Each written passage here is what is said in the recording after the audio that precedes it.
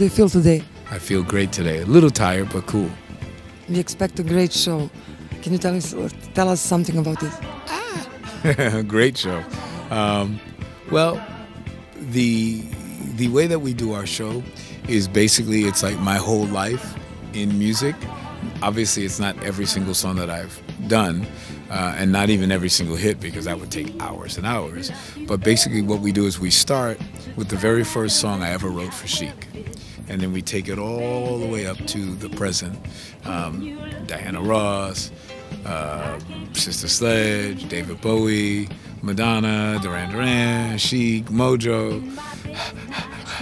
And then at the end of the show, we have a little surprise. I don't play Get Lucky with the band, but we do have our front of house guy act like a DJ, and that's cool.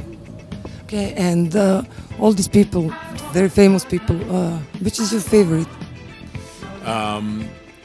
Well, my favorite, historically speaking, would be Dejvid Bouvi, because it was after I had 6 failures in a row. And it was such an easy record to make because I only had to deal with Dejvid Bouvi. No record company, no nothing.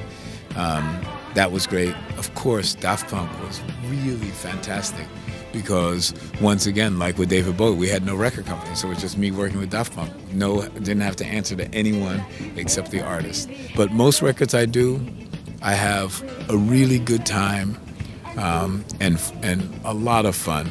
I've just written a song with David Guetta in the middle of that process. It's unbelievable. I mean, if the end turns out like the middle and the beginning, it's going to be fantastic. I'm working with Avicii. I love him. I really love working with him. I finished 6 or 7 songs with Chase and Status. I mean, so many I don't even know. I did a song for Ibiza Music Summit with Eats Everything. So I'm, a lot of records. When people talk about you, they usually describe you like a man who made Madonna. What do you think about it? No, I'm the man who made Madonna's biggest selling record. Madonna was always Madonna. She knew that she was going to be successful. She just needed the right music and the right person at the right time, and I happened to be there and make that great record with her. I just heard that you were in a jury of BBC contest for best band of the world. That you heard our band Vrelo, and that you like these girls. Yeah, absolutely. They played different things for me, and I was like going, oh wow, that's really, really cool. And I like a lot of music, and I like a lot of artists, and people, they sort of don't understand that part of me. They think that I only try and do one style of thing, but that's not true. I like music from all over the world and artists from all over the world.